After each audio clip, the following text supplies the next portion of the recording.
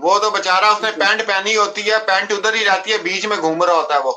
कभी इसको गौर से देखिएगा, मतलब वो जो चीज होनी चाहिए वो नहीं है, और जो नहीं होनी चाहिए वो है। मतलब इस तरह का वो है बंदा। वो बार दफा उड़ के पीछे फिर रहा होता है ना, तो वो आप यकीन करें पैंट उधर ही होती है और लगता है कि ये चल रहा है, मतलब बिल्कुल फ्लैट। इस्त्री नहीं फेरी होती पीछे से, बिल्कुल हाँ इस्त्री हाँ है। हाँ तो वो कमर और हाँ हिप्स वगैरह बिल्कुल फ्लैट हुए हुए हैं ना। तो आप नहीं समझती हैं कि अगर रघुपुरा की जो पुलिस है उसको पता चलता है, पहले तो ये कहा जा रहा था जी ये कैमरे जो है वो पुलिस स्टेशन में लोग ऑपरेट कर रहे हैं, लोग देख रहे हैं इसके घर में क्या हो रहा है क्या नहीं हो रहा। मेरा एक सवाल है, आप कह रही है 11 तारीख से टूटे हुए हैं, 11 तारीख से, यही कहा ना आपने, 11 तारीख से टूटे हुए हैं। तो भाई पुलिस स्टेशन से कोई आए, वो आके के भाई हमें तो कुछ नजर नहीं आ रहा उस टीवी पे जिसको हम 24 घंटे देखते रहते थे, टीवी ठीक कराओ, कैमरे ठीक कराओ। ये एक क्वेश्चन है ना जी, एक बंदा सोचता है, सोचने वाला, वो किधर है? ये उन ये उन लोगों को जरूरत ही नहीं है भाई। जब इनको जरूरत है तब कपड़ा डाल देते हैं, जब इनको जरूरत नहीं होती है तो ये बंद कर देते हैं। भैया राज इनका चल रहा है, महारानी है भैया वहां की। पुलिस वाले पूरा कोऑपरेट कर रहे हैं, बोला है किसने? रघुपुरा पुलिस वाले तो बहुत अच्छे हैं, बहुत कोऑपरेट कर रहे हैं। तो वो यही तो कोऑपरेट कर रहे हैं, और क्या कोऑपरेट कर रहे हैं। जहां देखा बस, क्या करें। और कल की भी अपना क्या करें। दीदी रिपोर्ट पहुंची है, लाइव के थ्रू पहुंची है, लोग आपस में डिस्कस भी कर रहे थे कि कोई ब्लैक गाड़ी में ये कल गई है, कल या परसों की जी। बात है। ये रात को कोई ब्लैक कार आई है, उसमें बैठ के ये गई है, और फिर सुबह में कहा से इसकी वापसी हुई है, जो भी हुई है। ये 1-2 दिन पहले की बात बता रहा हूं मैं आपको, मुझे वो नहीं है, मैंने सुनने में आया मेरे। अब ये देखें, नहीं देखें, ये ये बात हमारे इसलिए पास है। पॉसिबल है, सुन लें, इसलिए पॉसिबल है कि अगर कैमरे हाँ ही टूटे हुए हैं तो इसकी जो मूवमेंट है या ये जो आ जा रही है, ये वाकई लोगों को नहीं पता चलेगा ना, पुलिस वालों की कहाँ गई कहाँ नहीं आई, क्योंकि ना कैमरे ठीक करा रहे हैं, ना ये एलसीडी वगैरह ठीक करके इसको ऑपरेट कर रहे हैं। दीदी नित्तरपाल की शक्ल से पता चलता है कि उसकी बड़ी ठीक ठाक क्लास ली गई है, चाहे वो एपी सिंह ने ली है या किसी और ने ली है, बड़ी ठीक ठाक क्लास उसकी ली गई है। और उसके बाद उसको कहा है कि इतने 2 से 3 घंटे आ जा करो, जब ये लाइव करती है या कोई भी वीडियो बनाती है तो, या कोई पूजा करती है तो उसमें वो नजर आना चाहिए नेत्रपाल, उसकी आप कभी शक्ल देखा करें, वो कितना ये तो है। जैसे मार के नहीं घुसाया होता किसी जगह पे, वो वैसा बना हुआ है बिल्कुल। तो ये आपकी इनके, सिक्स सेंस बहुत अच्छी है। ये आपकी सिक्स सेंस बहुत अच्छी है, होता ही यही है। मैं अब आपको जी जी, बताती हूँ। वो किराए पे रहते हैं अलग। इस महिला ने जो है उनको भगा दिया, घर से निकाल सबका भगा दिया था। शायद आपने मेरी किसी लाइव में देखा भी होगा। और इसकी वीडियो जो ऑडियो है, जो ऑडियो भी वायरल हुई थी इसकी, जब अंकित भैया ने फोन किया था कि आप घर छोड़ के क्यों चले गए। इसने उस टाइम पे इस महिला को बहुत कोसा था कि बहुत खतरनाक महिला है। उसने तो बोला कि अगर तू इस घर में रहेगा तो तेरे को मैं तेरी कंप्लेन करवा दूंगी, ये कर दूंगी। लेकिन बीच बीच में जब हम लोगों ने बोला, हमने बोला अबे तेरे, तू जो बेटा है ना, सचिन के लिए बोला हमने, तेरे जैसे बेटे की जगह अगर एक डॉगी पालते तो कम से कम वो वफादार होता, वो आते जाते उसको देख के भौंकता, नेत्रपाल को देख के, उसको देख के खुश होता। तेरे को पाल के, तेरे को पैदा करके क्या फायदा, तूने तो एक से 4 बच्चों की माँ को लाके अपने बाप को ही निकलवा दिया। तो फिर इन्होंने क्या किया कि जब ये लाइव आने लग पड़ी तो इसने सास को बुलाना शुरू कर दिया। और इस बीच में शायद किसी को नहीं पता है, वो फोटोग्राफ मेरे पास आई थी, जो नेत्रपाल की पहली वाइफ है, वो, मैं उनका नाम नहीं लूंगी और मैं उनके बारे में ज्यादा बात भी नहीं करूंगी। वो बहुत अच्छी महिला है। तो इनकी जो बेटी है, वो बेटी उस टाइम पे फिर उनके पास चली गई थी। फिर यहाँ ये लोग बैठने लग गए। फिर नेत्रपाल को भी बोला गया कि तुझे भी आना है, क्योंकि हमने बोल दिया है कि हम लोग इकट्ठे हैं। किसने बोल दिया है कि हमने अलग अलग कर दिए।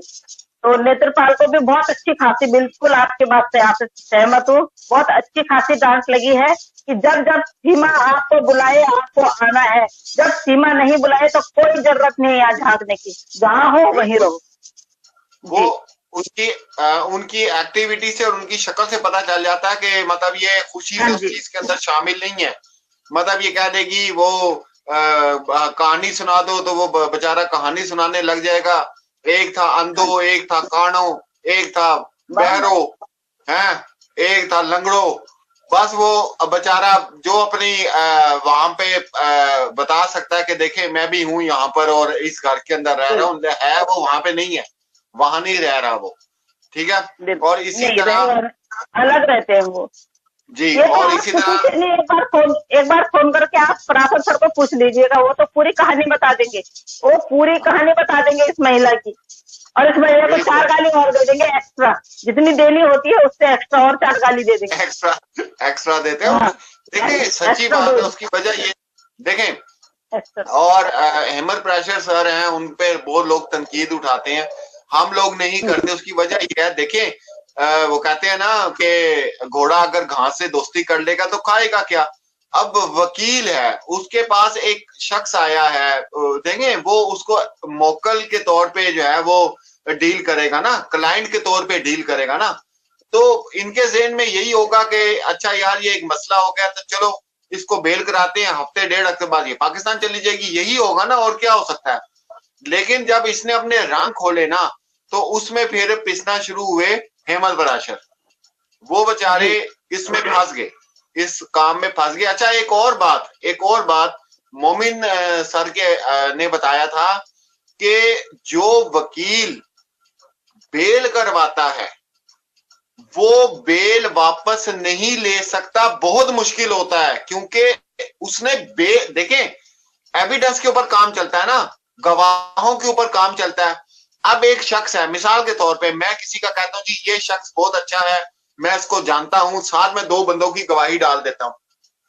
अब 6 माह के बाद मैं दोबारा अदालत जाता हूं, मैं कहता हूं जी ये बंदा बहुत खराब है, मैं इसको जानता हूं, ये बड़ा ही गंदा इंसान है, ये 2 बंदों की गवाही है। यहाँ पे मसला पैदा होता है, मसला यहाँ पे पैदा होता है। बात समझ रहे? इसके मैं आपको 2 उदाहरण दे सकती हूँ। पराशर सर एक तो बेल नहीं करवा सकते हैं, वो आपने क्लियर कर दिया, वो एलिजिबल नहीं है बेल करवाने के लिए, क्योंकि मोमिन मलिक साहब ने जिस तरह से डिफाइन किया उनको, तो मैं उनसे सहमत हूँ।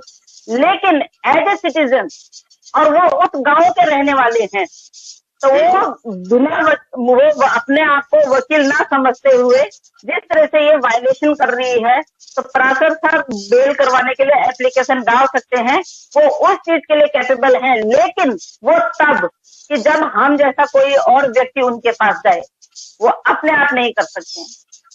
हम जैसा कोई व्यक्ति जाए कि हमें भाई इसका रवैया अच्छा नहीं लग रहा है, ये माहौल खराब कर रही है, तो सर आप हमारी तरफ से, तो इस चीज के लिए तो जोर जोर से चीख के बोल रहे हैं कि आइए जिसको बेल कैंसिल करवानी है, पर नहीं करवा सकते हैं, क्योंकि इसकी प्रोसीजिंग जो है वो मोमिन सर ने ऑलरेडी कर ली है। तो मोमिन सर ने बोला है कि बेल भी मैं ही करवाऊंगा। तो लोगों को देखिए, मैं उन लोगों को ये बोलती हूँ कि बार बार आप उनके लिए मत बोलिए, क्योंकि वो आप लोगों का जवाब देने की बजाय फिर वो ना एकदम वो कंफ्यूज हो जाता है कि मैं बोलूं क्या।